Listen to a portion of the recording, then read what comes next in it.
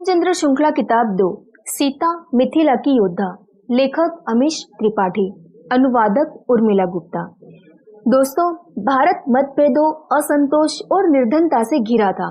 प्रजा अपने शासकों से नफरत करती थी। अपने भ्रष्ट और स्वार्थी कुलीनों से भी वो घृणा करती थी। कोलाहल बस होने को ही था। बाहरी लोगों ने इस मतभेद का फायदा उठाया। निरंतर शक्तिशाली होते जा रहे लंका के राक्षस राजा रावण ने अपने जहरीले दांत बेबस सप्त सिंधु में और गहरे गड़ा दिए थे।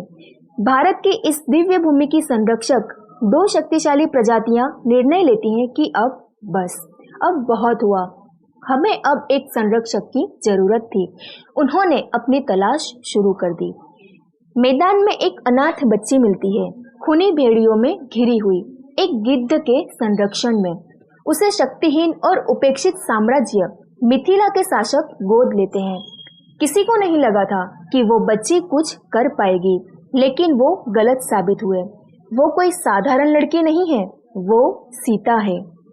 तो आइए दोस्तों, अमीश की यह किताब के साथ हम वही ऐतिहासिक सफर शुरू करते हैं, एक रोमांच के साथ जो एक दत्तक बच्ची के प्रधानमंत्री बनने की कहानी को दर्शाता है और फिर देवी बनने की।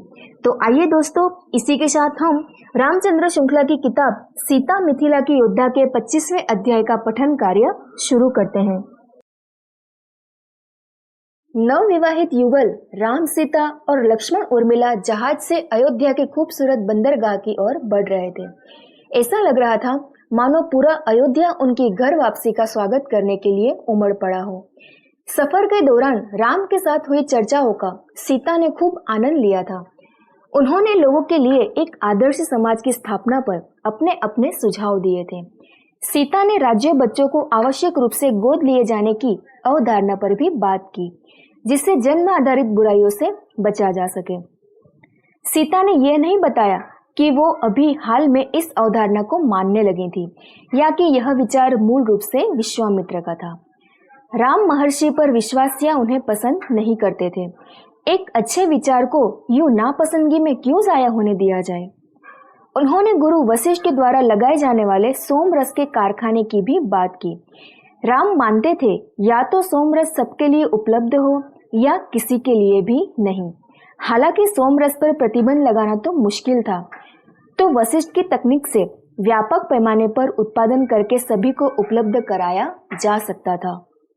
चर्चाओं में मिले आनंद के बावजूद सीता जानती थी कि उन्हें अभी हाल ही में ज्यादा बात करने का समय नहीं मिल पाएगा। राम को अयोध्या में अपना काम समेटना था। ऐसा करके वो सुनिश्चित कर देने वाले थे कि वो वनवास जाने से नहीं रुकेंगे और यकीनन उन्हें मिथिला जैसे शक्तिहीन साम्राज्य के दत्तक राजकुमारी से हुई शादी का भी तो स्पष्टीकरण देना था। जटायु ने मजाक में सीता से कहा था कि अगर अयोध्यावासी सीता के विष्णुत्व की सच्चाई जानते तो उन्हें एहसास होता कि राम ने सीता से शादी क्यों की थी। सीता ने मुस्कुराकर उस बात को वहीं खत्म कर दिया। जहाज के कटघरे में खड़ी सीता अयोध्या के विशाल आलीशान बंदरगाह को देख रही थी। वो शंकरशिया बंदरगाह से कई गुना बड़ा था। वह मानव निर्मित नहरों को देख रही थी जो सरयू नदी के पानी को अजेय नगरी अयोध्या की विशाल नहर में लाती थी। नहर का निर्माण कुछ सदी पूर्व सम्राट अयुतायुस ने शक्तिशाली सरयू नदी के जल को खींच कर करवाया था। इसका विस्तार दिव्य था। यह अयोध्या की दीवारों के साथ साथ 50 किलोमीटर के दायरे तक फैली थी। इसकी चौड़ाई विशाल थी, जो किनारों पर 2-2.5 किलोमीटर और बढ़ जाती थी। इसकी संग्रहण क्षमता इतनी अधिक थी कि इसके निर्माण के पहले कुछ सालों में नदी के आसपास के कई राज्यों ने पानी की तंगी की शिकायत की थी। उनकी आपत्ति को अयोध्या के शक्तिशाली योद्धाओं ने यूं ही कुचलकर रख दिया था। इस नहर का मुख्य उद्देश्य सैन्य संबंधित था। यह एक प्रकार की खाई थी। सही मायनों में तो यह खाइयों की भी मां थी, जो चारों ओर से नगर की दीवारों की रक्षा करती थी। संभवित हमलावरों को नगर पर चढ़ाई करने से पूर्व उस विशाल नदी समान नहर को पार करना पड़ता था। ऐसे साहसी मूर्खों को बड़ी आसानी से अपराजय शहर की ऊंची दीवारों पर लगी तोपों का निशाना बनाया जा सकता था। नहर पर 4 दिशाओं में 4 पुल बनाए गए थे। इन पुलों में से नगर में आने के लिए भारी द्वार बनाए गए थे, जिन्हें उत्तर द्वार, पूर्व द्वार, दक्षिण द्वार और पश्चिम द्वार के नाम से जाना जाता था। प्रत्येक पुल को 2 भागों में बांटा गया था। हर भाग की अपनी मीनार और कलदार पुल था जो नहर की 2 तरफा सुरक्षा सुनिश्चित करता था। फिर भी विशाल नहर को किसी क्षति से बचाने के लिए उसका अपना सुरक्षात्मक ढांचा भी था। इसका काम बाढ़ को नियंत्रित करना था, जिससे सरयू के प्रचंड जल को विविध द्वारों के माध्यम से रोका जा सके। उत्तर भारत में बाढ़ बार बार आने वाली समस्या थी। साथ ही साथ इसकी चिकनी सतह की वजह से इससे पानी लेना सरयू से पानी निकालने की अपेक्षा ज्यादा आसान था। अयोध्या के परिक्षेत्र में विशाल नहर से पानी छोटी नहरों में आता था, जिससे कृषि क्षेत्र में नाटकीय रूप से वृद्धि हुई। पैदावार में बढ़ोतरी से अधिकांश किसान जमीन की जुताई से मुक्त हुए। अब कौशल राज की विशाल जनसंख्या का पेट भरने के लिए कम ही किसानों की आवश्यकता थी। फिर इस अतिरिक्त श्रम का उपयोग सैन्य में किया गया, जिन्हें अयोध्या के प्रशिक्षित प्रधानों ने अपनी निगरानी में तैयार किया। इस विशाल फौज ने एक एक कर आसपास के सभी राज्यों को अपने अधीन कर लिया। इस प्रकार वर्तमान राजा दशरथ के दादा प्रभु रघु आखिरकार सप्त सिंधु के चक्रवर्ती सम्राट बने। दशरथ ने भी इस विरासत में अपना योगदान दिया और अनेकों युद्ध जीतकर चक्रवर्ती सम्राट बने। ये तब तक था जब तक कि लंका के राक्षस राजा रावण ने लगभग 20 साल पहले अयोध्या समेत समस्त सप्त सिंधु की सेना को करछप के युद्ध में धूल चटा दी थी। इसका परिणाम उन व्यापार करों के रूप में लागू हुआ जो रावण पूरे सप्त सिंधु और खासकर अयोध्या से वसूलता है। उससे पूरा खजाना खाली हो गया था। उसकी छाप अब विशाल नहर और उसके आसपास के ढांचे पर भी दिखाई देने लगी थी। इस आभाहीन चमक के बावजूद सीता अयोध्या को देखकर भावुक हो रही थी। यह नगर सप्त सिंधु के दूसरे नगरों से कहीं ज्यादा बड़ा था। अपने पतन काल में भी वो मिथिला की अपेक्षा कई गुना विशाल था। सीता पहले भी अज्ञात रूप से अयोध्या आ चुकी थी। अब पहली बार वो सबके सामने यहाँ आई थी, थोड़ी संकुचाई सी, आंके जाने वाली नजरों का सामना करते हुए। इतनी दूर से भी वो अयोध्या के नागरिकों और कुलीन जनों की आंखों में अपने लिए सवाल देख पा रही थी, जिन्हें अयोध्या के शाही अंगरक्षकों ने रोक रखा था। जहाज के तख्ते के तेज आवाज के साथ बंदरगाह से टकराने से उनके ख्यालों की श्रृंखला टूटी। एक लापरवाह खूबसूरत नौजवान तख्ते पर चढ़ गया था। वो राम से कद में थोड़े छोटे लेकिन ज्यादा बलिष्ठ थे। ये जरूर भरत होंगे। उन्हीं के पीछे थोड़े कमजोर, सुसज्जित परिधान पहने शांत और बौद्धिक आंखों वाले नवयुवक थे। वो धीरे नपे कदमों से बढ़ रहे थे। शत्रुघ्न, दादा। राम के पास आते हुए भरत खिलखिलाए और उनके गले लग गए। सीता समझ पा रही थी कि क्यों राधिका को भरत से प्यार हो गया था। उनका करिश्मा स्वाभाविक था। मेरा भाई, राम ने मुस्कुराकर उन्हें बाहों में भर लिया।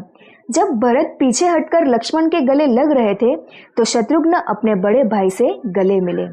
पल भर में ही चारों भाई सीता और उर्मिला के सामने खड़े थे। राम ने अपना हाथ आगे बढ़ाकर गर्व से कहा, ये मेरी पत्नी सीता है और उनके आगे लक्ष्मण की पत्नी उर्मिला। शत्रुघ्न ने स्नेह से मुस्कुराते हुए अपने दोनों हाथ जोड़ लिए। नमस्ते, आप दोनों से मिलना गर्व की बात है। भरत ने शत्रुघ्न के पेट में प्यार से घूंसा मारा। तुम बहुत औपचारिक हो शत्रुघ्न। उन्होंने आगे बढ़कर उर्मिला को गले लगा लिया। परिवार में आपका स्वागत है। उर्मिला अपनी घबराहट को दबाते हुए मुस्कुराई। फिर भरत अपनी बड़ी भाभी सीता की तरफ बढ़े और उनके हाथ पकड़कर कहा, मैंने आपके बारे में बहुत सुना है भाभी। मैं हमेशा सोचता था कि भाई के लिए अपने से बेहतर महिला ढूंढ पाना असंभव होगा। उन्होंने राम को देखा, मुस्कुराए और फिर वापस सीता पर ध्यान लगाया। लेकिन असंभव को संभव बनाना तो दादा की खासियत है। सीता हल्के से हंसी। भरत ने अपने भाभी को गले लगाया। परिवार में आपका स्वागत है भाभी। अयोध्या की सड़कें अपने युवराज का इंतजार कर रहे लोगों से भरी पड़ी थी। उनकी दुल्हन के स्वागत ने वहां जोश और बढ़ा दिया था। उनका काफिला बहुत धीमी गति से आगे बढ़ पा रहा था। आगे के रथ पर राम और सीता थे। सड़कों पर हो रहे जोरदार अभिनंदन से राजकुमार थोड़े असहज थे। उनके पीछे 2 और रथ थे। एक पर भरत और शत्रुघ्न थे, जबकि दूसरे पर लक्ष्मण और उनकी पत्नी उर्मिला। भड़कीले भरत भीड़ का अभिवादन करना जानते थे। वो अपने हाथों को हिला रहे थे, लोगों की तरफ चुंबन उछाल रहे थे। लक्ष्मण अपनी लंबी बाह को सावधानी से हिला रहे थे, जिससे उनके पास खड़ी कोमल उर्मिला को कम से कम क्षति पहुंचे। शत्रुघ्न हमेशा की तरह बिना हिले सीधे खड़े थे, भीड़ को घूरते हुए, जैसे वो भीड़ का अकादमिक अध्ययन कर रहे हो। भीड़ का शोर तेज और स्पष्ट था। राम, भरत, लक्ष्मण, शत्रुघ्न, उनके चारों चहेते राजकुमार, साम्राज्य के संरक्षक एक बार फिर से साथ मिल रहे थे, और ज्यादा महत्वपूर्ण, उनके राजकुमार लौट आए थे, विजयी होकर, सबके दुश्मन रावण को पराजित करके। फूलों की बरसात हो रही थी, पवित्र चावल फेंके जा रहे थे, सब प्रफुल्लित और खुश थे। हालांकि दिन का समय था, लेकिन मिट्टी के जलते बड़े बड़े दियों ने सारे माहौल को उत्सव में तब्दील कर दिया था। बहुत से लोगों ने अपने घरों की मुंडेर पर दिए जलाए हुए थे, मानो वो सूरज को भी अपनी रोशनी से रोशन कर रहे थे। स्वयं सूर्य देवता के महान वंश के राजकुमार का अभिवादन करते हुए आमतौर पर आधे घंटे के सफर को तय करने में रथों को 4 घंटे लग गए थे। आखिरकार वो महल में राम के लिए सुनिश्चित की गई शाखा में पहुंचे। कमजोर से दिखाई दे रहे दशरथ अपने सफर में इस्तेमाल होने वाले सिंहासन पर बैठे थे। उन्हीं के पास अपने बेटों के इंतजार में कौशल्या खड़ी थी। नई दुल्हनों के स्वागत में उचित रूप से स्वागत की रस्में अदा की जानी थी। सबसे बड़ी रानी परंपराओं और रिवाजों को अपनी निगरानी में पूरा करवा रही थी। कैकेयी ने कौशल्या द्वारा भेजे स्वागत समारोह के निमंत्रण का कोई जवाब नहीं दिया था। शांति प्रिय काशी नगरी की सुमित्रा दशरथ की दूसरी ओर खड़ी थी। कौशल्या हमारे सहारे के लिए उन्हें ही देखती थी। यकीनन सुमित्रा भी तो अपनी एक बहू का स्वागत करने आई थी। स्वागत रस्म के तहत महल के द्वार पर बड़े बड़े शंख बजाए जा रहे थे। अयोध्या के चारों राजकुमार और मिथिला की दोनों राजकुमारियां आखिरकार कोलाहल के बीच से बाहर निकले। अयोध्या के शाही अंग रक्षकों ने, जो अब तक किसी गर्म धातु पर रखी बिल्ली की तरह छटपटा रहे थे, राजकुमारों के महल के प्रांगण में प्रवेश के बाद उन्होंने भी चैन की सांस ली। शाही काफिला परिसर में संगमरमर के पत्थर में लगे रास्ते से गुजर रहा था। रास्ते के दोनों तरफ हरा भरा बगीचा था। वे राजकुमार राम के विभाग के प्रवेश द्वार के बाहर जाकर रुके। कौशल्या पर नजर पड़ते ही सीता जरा झिझकी, लेकिन उन्होंने तुरंत ही अपने मन में आ रहे ख्याल को झटक दिया। कौशल्या हाथों में पूजा की थाली लेकर दहलीज की ओर बढ़ी। उसमें एक जलता हुआ दिया, थोड़े से चावल और सिंदूर था। उन्होंने सीता के चेहरे के चारों ओर थाली को 7 बार घुमाया। उन्होंने कुछ चावल लेकर उनके सिर पर डाले, फिर एक चुटकी सिंदूर उठाकर सीता की मांग में भर दिया। सीता ने नीचे झुककर सम्मान से कौशल्या के पैर छुए। कौशल्या ने थाली अपनी सहायिका को पकड़ा दी और सीता के सिर पर हाथ रखकर उन्हें आशीर्वाद दिया। आयुष्मान भव मेरी बच्ची। जैसे ही सीता खड़ी हुई, कौशल्या ने दशरथ की तरफ इशारा किया, अपने ससुर का भी आशीर्वाद ले लो। फिर सुमित्रा की तरफ इशारा करके कहा, और फिर अपनी छोटी माँ का। बाकी की रस्में हम बाद में करेंगे। सीता कौशल्या के निर्देशों का पालन करने के लिए आगे बढ़ी। राम ने आगे आकर अपनी माँ के पैर छुए। उन्होंने उन्हें भी आशीर्वाद दिया और अपने पिता से आशीर्वाद लेने का इशारा किया। फिर उन्होंने उर्मिला और लक्ष्मण को आगे बुलाया। उर्मिला सीता की तरह अपने मन में आए ख्याल को झटक नहीं सकी। उनके भी मन में वही ख्याल आया था जो थोड़ी देर पहले सीता के मन में आया था। कौशल्या को देखकर उन्हें अपनी माँ सुनैना की याद आ गई। वो वैसे ही कद में छोटी, शांत और सौम्य नजरों वाली थी। बेशक कौशल्या की रंगत कुछ गहरी और नैन नक्श बिल्कुल अलग थे। कोई भी नहीं कह सकता था कि उनका चेहरा मिलता था, लेकिन उनमें कुछ समानता थी। आध्यात्मिक झुकाव वाले लोग इसे आत्मा का संबंध मानते हैं। उर्मिला कौशल्या के आरती खत्म होने का इंतजार कर रही थी। फिर उन्होंने झुककर उनके पैर छुए। कौशल्या ने मिथिला की छोटी राजकुमारी को आशीर्वाद दिया। उर्मिला जैसे ही खड़ी हुई, आगे बढ़कर कौशल्या के गले लग गई। अयोध्या की रानी ऐसे अपारंपरिक व्यवहार पर हैरान थी। वो कोई प्रतिक्रिया नहीं कर पाई। उर्मिला पीछे हटी। उनकी आंखें गीली थी। उन्होंने धीमी आवाज में वो शब्द कहा जो सुनैना के जाने के बाद बिना रोए उनके मुंह से नहीं निकला था, माँ। उर्मिला की मासूमियत से कौशल्या प्रभावित हो गई। शायद पहली बार रानी कद में खुद से छोटी किसी महिला से मिल रही थीं।